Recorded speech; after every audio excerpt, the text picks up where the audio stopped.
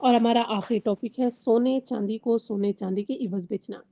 अगर सोने को सोने से या चांदी को चांदी से बेचा जाए तो चाहे वो सिक्केदार हो या ना हो, अगर उनमें से एक का वजन दूसरे से ज्यादा हो तो मामला सौदा क्या है, हराम और बातिल है।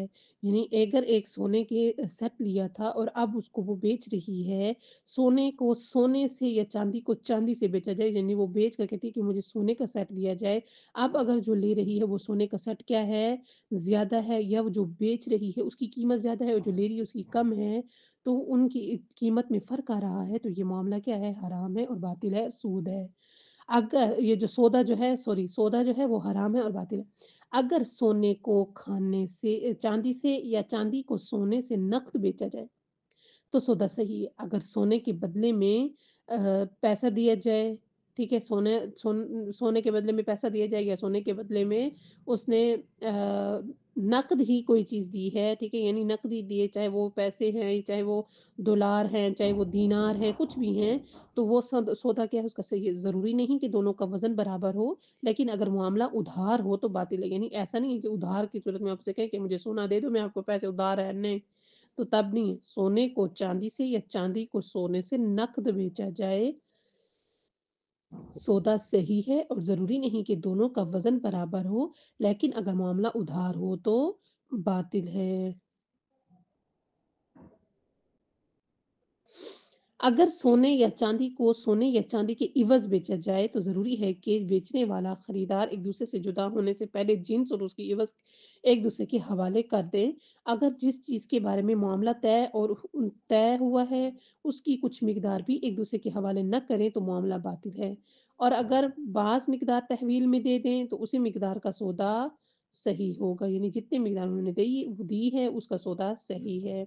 अगर बेचने वाला या खरीदार तयशुदा माल पूरा-पूरा दूसरे के हवाले कर दें, लेकिन दूसरा माल की कुछ मिकदार हवाले करे, तो फिर वो एक-दूसरे से जुदा हो जाएँ, तो अगर ये अगरचे इतनी मिकदार के मुतालिक मामला सही है, लेकिन जिसको पूरा माल ना मिला हो, वो अपना सौदा फ़स्ख़ कर सकता है, ठीक है?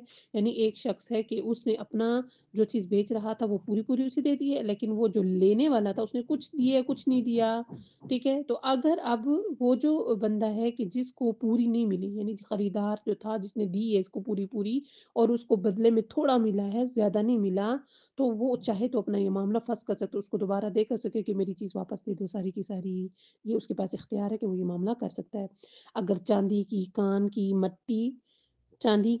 की मट्टी को खालिस सोने से चांदी से और सोने की कान की मट्टी को खालिस सोने से बेचा जाए तो सौदा बातिल है। ठीक है? यानी उसमें एक है कि खालिस सोना है, कि उसमें मट्टी वगैरह कुछ भी नहीं है, कोई चीज़ मिलावट नहीं है।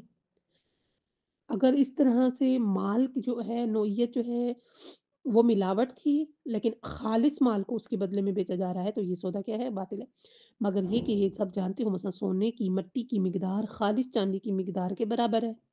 अलबत्ता इस तरीके से जो पहले बताया जा चुका है, चांदी की मट्टी को सोने के इवज़ और सोने की मट्टी को चांदी के इवज़ बेचने में कोई इश्काल नहीं है। तो लेकिन अगर इस तरह का मामला हो कि दोनों हम वज़न बन रहे हैं, तो तब कोई मसला नहीं है।